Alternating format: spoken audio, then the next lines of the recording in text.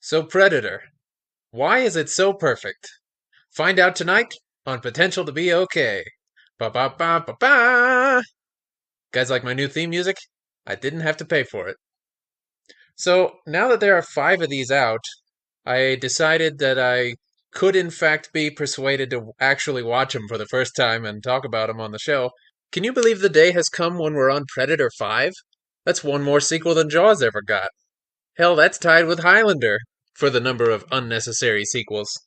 Now, I'm being completely unfair, because the truth is I've only ever seen the original movie, the original classic.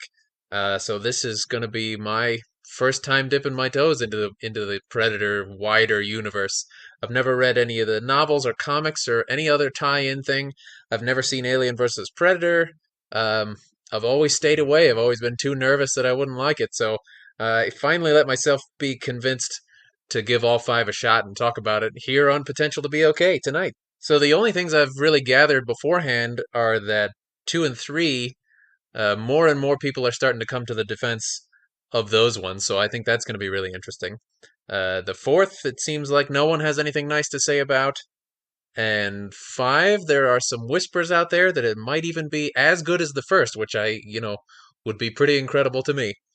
So I've had to stay off the internet the last few days until I watch it because avoiding spoilers for Prey right now is kind of like trying to find that one desk in school that doesn't have any gum stuck underneath it. So that in mind, we're jumping in. We're going to start at the beginning, 1987. We got Predator, John McTiernan's Predator. At the beginning I said, what makes this movie so perfect? And I really do think so. It's hard for me to think of another that's so expertly thought out and put together and executed, and a movie that just so perfectly accomplishes what its objective was. And I think it took a lot of people by surprise in its own time, and it's kind of taken those intervening decades to really realize just quite how ingeniously assembled the whole thing is. So I'm here to shed some light on how great of a piece of cinema this thing really is. The first thing I want to jump into is Alan Silvestri, because if I don't mention him at the top, I'm going to forget it. But I think that in terms of having such a great atmosphere, Alan plays a huge part in that. And besides which, if there's one aspect to this movie that doesn't always get quite as much praise as I think it deserves, it's definitely the score. Like, the thing that's obviously great about it that fits the story so well, of course, is that it has this kind of military sensibility to it. But there's also a great sense of suspense to it that lets you know the guy really understood the material, like the most famous part of the theme, the ba ba ba ba da dan, that does that and then goes completely silent in the music. It's like the same thing the guys are experiencing in the jungle, where something really shocks their senses, and then they sit back and have to process what the hell happened. The music conveys that just as much as their performances, and that's just so cool. And then, like I said, it having a military style to it. I love the little moments when something tragic has happened and they slow down and they play this, single trumpet tune that's not exactly taps as far as copyright goes, but definitely that's the feeling that it's giving. And I think that's cool. I think that's respectful of who these characters are, how they would be feeling. So, before we get too deep into the movie, I want to talk about the music and how awesome it is. Another thing I think is really interesting about it is that you're talking about a director who had only one other movie under his belt at the time, John McTiernan, who now we remember as one of the greats of action cinema, certainly. But at the time, he had done one deeply obscure kind of sci-fi thriller called Nomads, which I've never seen, unfortunately. I haven't tried too hard to track it down, but apparently it was just a tremendous flop. Nobody likes it even to this day. But one person who did get to see it was Arnold Schwarzenegger, and he, from that, was suddenly interested in working with this up and coming director, which I think is a fascinating situation. And also, if you watch the thing, I don't think you get any sense that you're talking about somebody inexperienced behind the wheel when it comes to this movie. He has such a self assurance, I think, and when you consider handling all this stuff in the middle of the jungle, handling these special effects shots, stuff that had literally never been put on film before, handling this caliber of movie stars, wrangling egos. It's amazing what the guy did. And in the years since, we've learned what a talent the man really is, thanks to Die Hard, his all-time classic, thanks to The Hunt for Red October, which was a totally unexpected blockbuster. We're definitely going to return to the subject of John McTiernan here on this program because in his further career in the 90s, he did two movies that are absolute favorites of mine that I consider so underrated. Last Action Hero is one, which has suddenly become my favorite movie ever. I couldn't believe how cool it is. And I'm happy to say that more and more these days you're starting to get people saying, this movie is awesome. It was way ahead of its time. People didn't understand it, and now there's some appreciation out there for it. And the other one is The 13th Warrior, which is from the totally opposite end of the decade, 1999. And my theory is that that was just the wrong time to release a movie like that. And I'm hoping that we're going to see a new appreciation start to grow for that one because I think it's an amazing movie. But staying on topic as much as I'm even capable of that, I want to give John some praise. One of the great filmmakers, in my opinion. Definitely, I'd say in my top five directors. Definitely, we'll talk more about his work in the future. But staying on topic, I just want to say I think it's incredible to think that he was so relatively inexperienced and was able to pull off a movie like this where I think you get the sensation that you got a real pro behind the camera on this one. And so I guess it was his time to shine, and he definitely made the best of it. And speaking of Arnold, of course, another thing that I think is really fascinating about this movie is where it falls in the timeline of his career. Because it's so interesting to remember this is 1987, so 5 years after his big marquee starring role in Conan the Barbarian, which was a totally unexpected success. Half a decade earlier, this was a guy nobody believed could be a movie star. That was considered the remotest possibility for a guy like this. I mean, people told him he was dreaming, with your physique and your accent that nobody can understand. And, he was basically known, if he was known at all, he was known as an ambassador for bodybuilding, which, let's face it, is a sport a lot of people don't get. And certainly back then, even fewer people had any understanding of. So, not Hollywood material by anyone's conventional judgment at that time. And yet, thanks to a couple of very unlikely hit movies that the guy made back to back, suddenly we find ourselves 5 short years later, and he's in a position where he can demand what directors he wants to work with. He gets script approval. He can start demanding changes to the story. I mean, it's an incredible success story to look back on. And talking about scripts brings me to the topic of the script, which I think is the thing that probably deserves the most praise here out of everything. So I don't know if this is just Arnold exaggerating, but I watched an interview with him in which he said that he was handed an early draft for this, and it was basically just the idea was that he plays this character, he's a soldier, and he fights the alien, and that's it, and that it was his suggestion because he always wanted to star in one of those movies like The Dirty Dozen or The Magnificent Seven or stuff like that. That's about a team of guys going in and infiltrating and fighting the bad guys. And so he made the suggestion, what if I'm just part of a commando unit that's going down there and fighting him?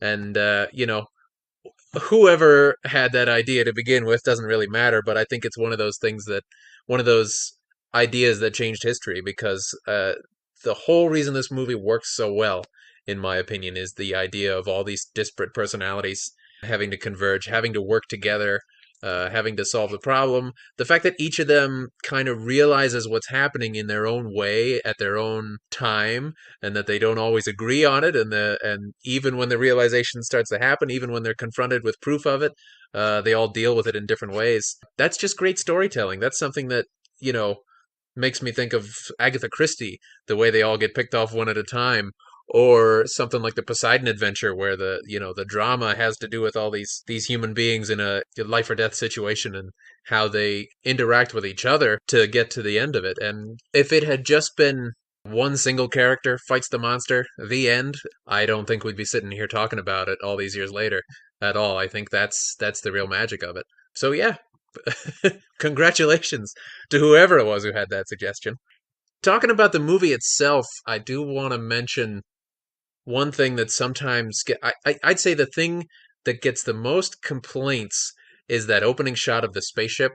that drifts by right after the title card. A spaceship drifts by and makes a kind of a goofy sound effect that goes whoo, and then a piece of it, a chunk of it, the escape pod, whatever it is, it breaks off and goes into the Earth's atmosphere, and you get this little shooting star effect, and it lands on Earth. And I just want to say categorically that my vote is that that's a cool sequence. I mean, like the ship, you barely even see it long enough to register what it looks like. But and I'm sure that was inserted to make it clear to people that we're dealing with an extraterrestrial being, as opposed to anything else. And some people think that's too on the nose or too corny or whatever. It ruins the mood. But I just think if you have to have it in there, the fact that it's over with in like 4 seconds, and you get a very cool establishing visual that it's just one part of a larger ship. Like this is just one creature, and it's going down to Earth. I appreciate it. I think it's a pretty cool way to start with. And even if you hate it, which I know a lot of you do, it's over. It's over so fast, and we go right into meeting our characters. So I just wanted to cast my vote there. I think it's a pretty cool opening. And then straight away we meet the team. We meet them all at once as they get off the chopper to report for duty. And I just think now's the time to give special mention to every single one of them. Shane Black, Richard Chavez, Bill Duke, Sonny Landham, Jesse Ventura, and Carl Weathers. One of the most inspired casts anybody ever put together. Most of them not what you'd call major stars by any means. Some of them completely unknown. But everybody fits their part exactly right. And so, whoever did the casting just deserves a world of credit because this movie wouldn't be as special as it is without having just that right mixture and just the right guys to pull it off in the cast. So, I'm sure it's been said many times, but Predator has an incredible cast. Watching it again this most recent time, another thing that stood out to me that was a detail I really liked was in introducing Arnold's character Dutch. In his very first scene when he gets any dialogue, he's talking to Dylan, who's recruiting him for this mission, and talking about old times and the kind of work that they do. And Dylan says, "Why'd you pass on that job in Libya?" And Dutch hesitates for just a second and gets a kind of a thoughtful expression on his face and does a little drag on his stogie and then says, "We're a rescue team, not assassins." And that one I actually have no doubt about. I am completely convinced that it was Arnold's insistence that they give his character a line like that, so that we in the audience know that, he is definitely the hero here. He is not just some mercenary. This is a rescue team. These guys are the good guys. They're out there helping people. I just think it's a great, not hugely significant line, but a wonderful way to set up what his kind of code of ethics is, and make sure he's the hero because we love a hero. And then of course it later leads to a conflict between him and Dylan because later on we get the scene when we find out he was double crossed. And it's not a rescue mission; it's an intelligence mission, and Arnold feels, betrayed by his old friend for that. And also, like, he's been kind of forced to compromise on who he is. I think stuff like that makes for some honestly great character moments, even though they don't kind of affect the grand scheme of things, being, of course, the fight against an alien monster.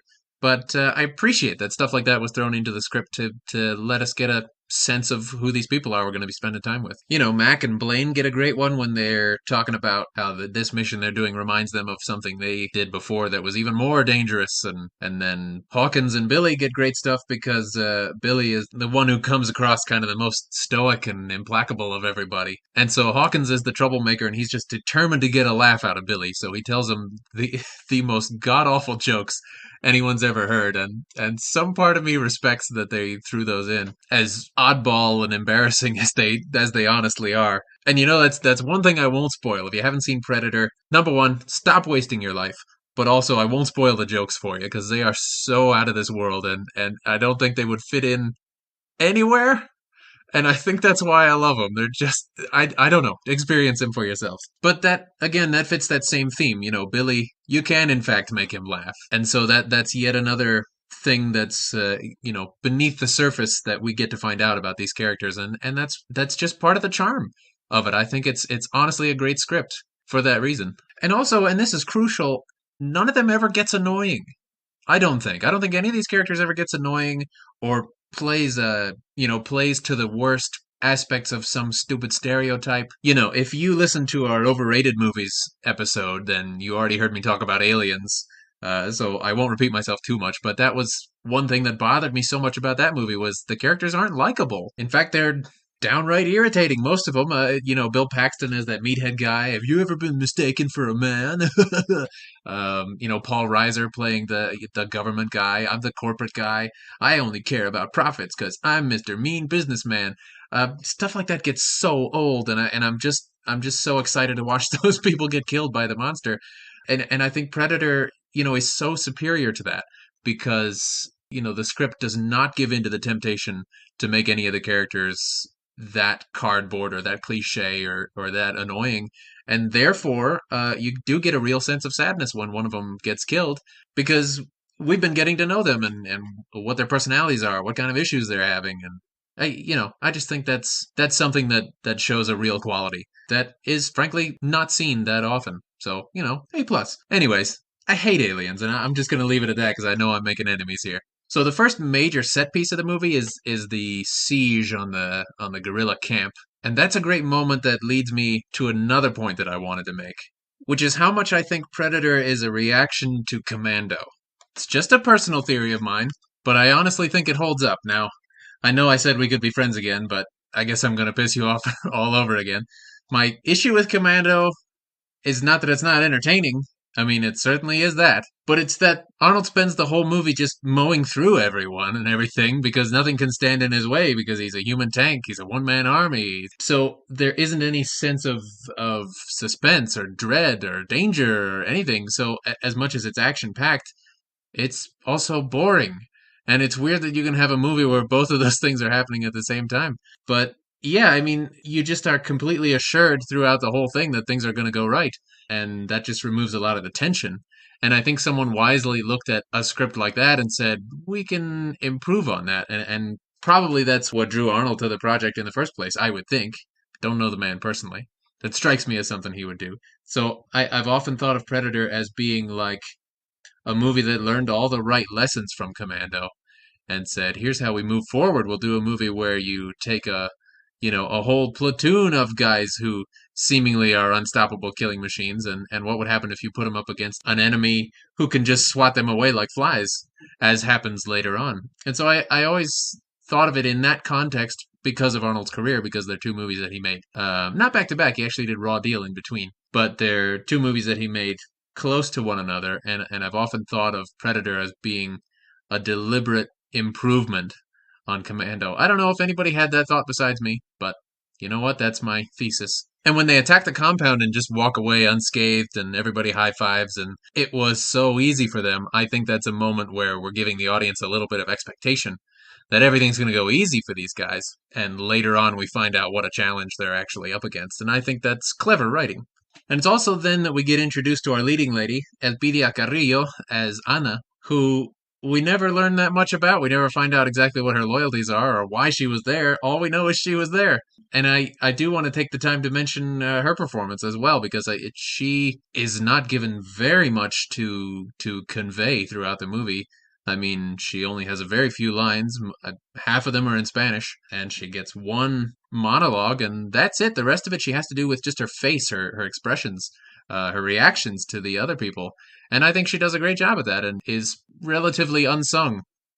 So well done, I'd like to say. Still an incredible cast in this movie. Nobody is out of place. Nobody's miscast. Nobody feels awkward. It's just so seamless.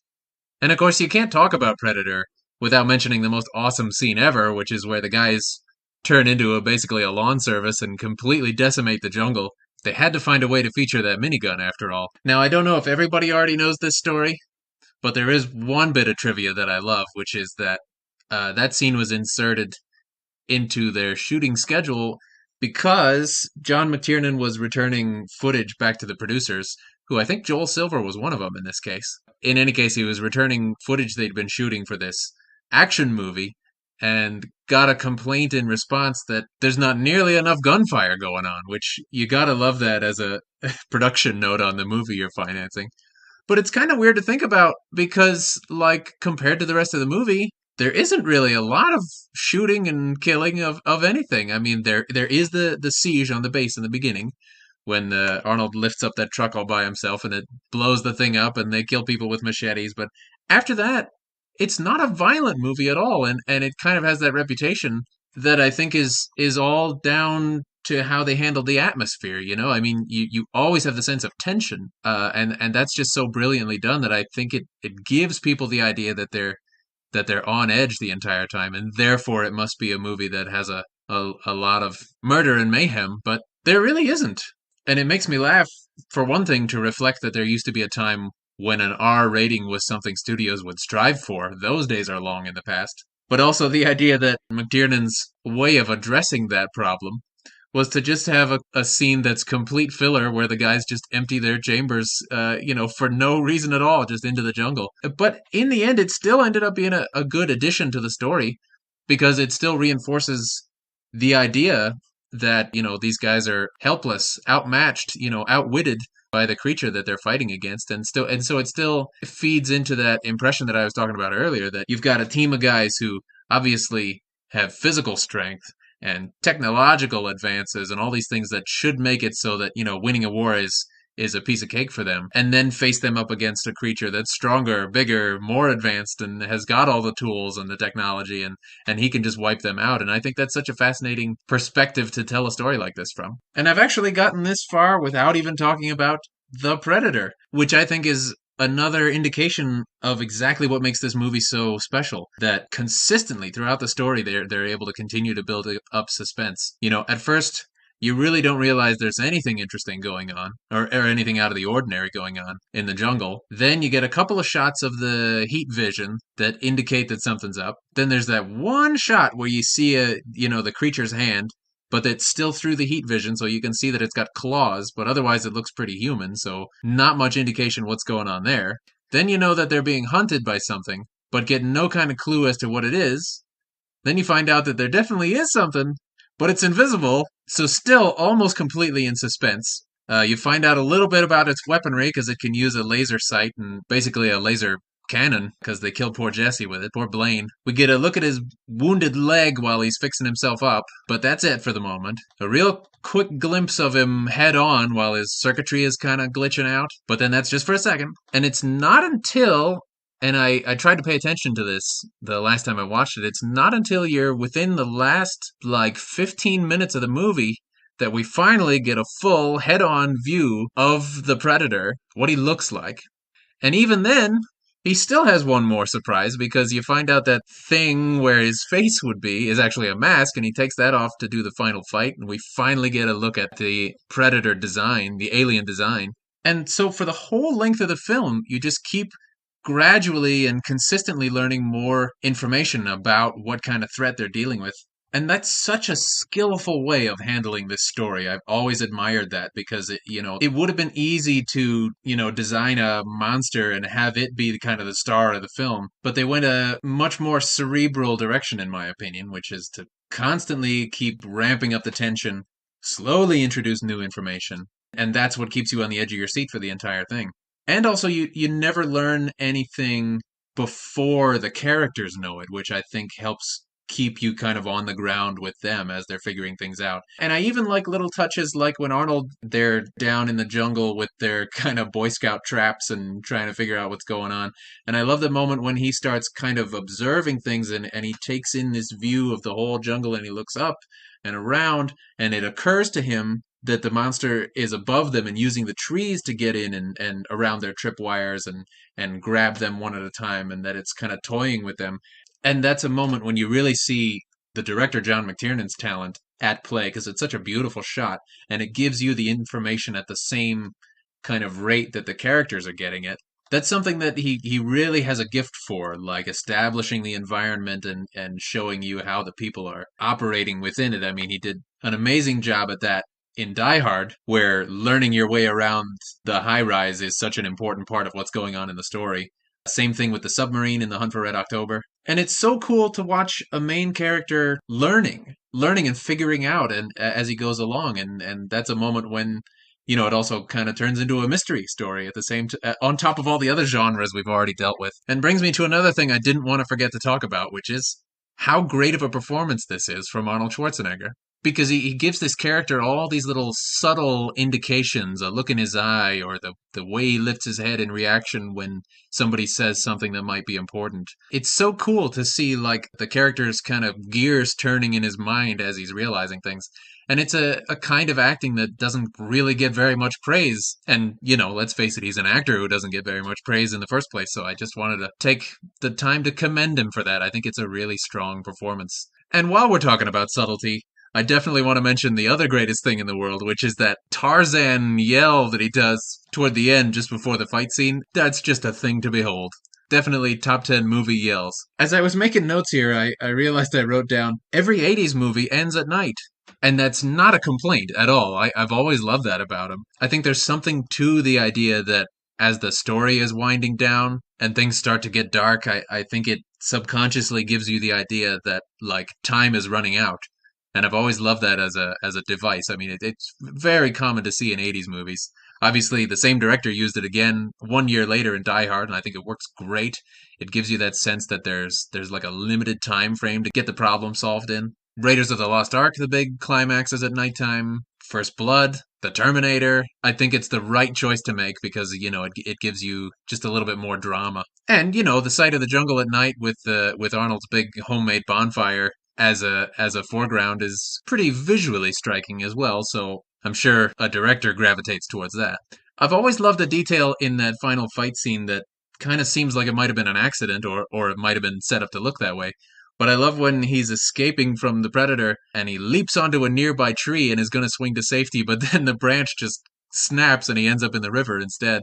And I love that. I think that still fits the way things have been going throughout this story, which is that they keep thinking they have a solution and it just falls out from under them. And it's funny too. It's a great detail that one more thing has gone wrong in this eventful day that Arnold's been having. I also love the cleverness at the ending of the booby trap double fake out, where he's set this trap for him that's so obvious that he doesn't go for it, so he goes around, but then he's got something waiting for him over there too, and I just love that. That's like I've never seen any other movie protagonist have quite so much wilderness preparedness skills. I mean, you gotta love that.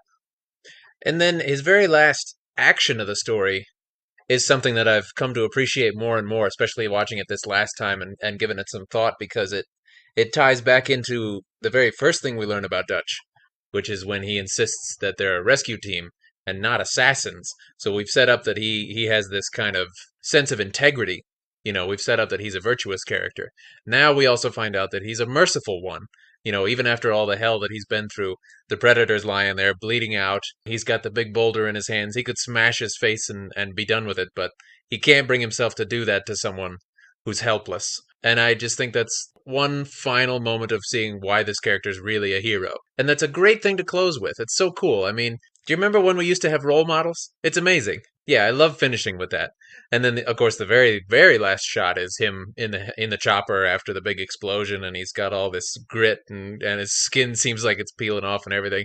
That's an amazing special effects job they did on him. Also, a great note of closing the story because with a lot of these action classics, you don't really get that final tally of like the physical toll that all this stuff takes on somebody. And I love that the last thing we get to see is him looking out that open window of the chopper and probably reflecting on all of it and how worn down, how exhausted he is at that moment. And it's cool. There's nothing more to say at that point, so I love that they roll the credits there. But I think it's cool that they took one final moment out to just show you, like, what this guy just got put through by the story. So, yeah, that brings us right to the end. And what is there to say about Predator? This is one of those ones that I in my own way, kind of dread doing one of these about because it's kind of like, what is there to say besides it was awesome? And everybody goes, yeah, it was really good. Basically, as I said at the top, I really do consider this a perfect movie. I think it accomplishes everything they set out to do with this, and does it with style and does it with humor and does it memorably. It's great. It's absolutely perfect. This is Definitely the full 10 stars or two thumbs up or whatever you want to say. Yeah, I'm happy to place this one up with what I consider the all-time great movies ever. It gets it all right. And sort of in closing for the movie itself, I love that there's not necessarily a message to it. It's certainly not that kind of a thing. But if there is any sort of takeaway from it, it's basically that even if your enemy has the superior strength and the superior tools, you can always win by using your brain. And I think that's a great message for the kids to walk away with. And also that no matter what, you should always be prepared to show compassion. And I think that's a great thing that they hammered home at the end there. So, yeah, one of my absolute favorite movies.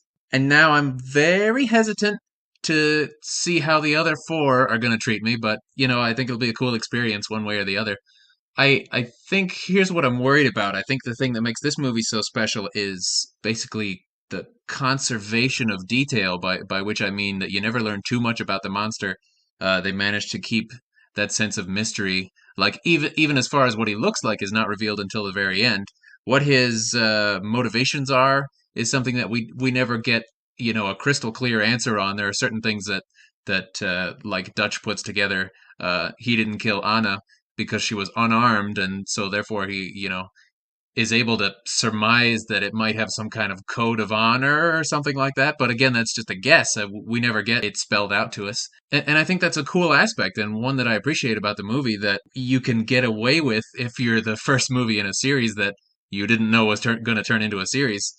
I guess what I'm most worried about is that we're going to get all the answers in these next four movies. We're going to find exactly what culture this thing is from, what planet it lives on, exactly why it does the things it does. We're going to get all these details, all the lore, as the kids like to call it these days. And while sometimes that can be a beautiful thing, I often feel like with a movie like this, all it can do is spoil the kind of purity of the original story, which was basically a mystery. So I don't know if I'm excited for that. But again, I have no idea what's coming.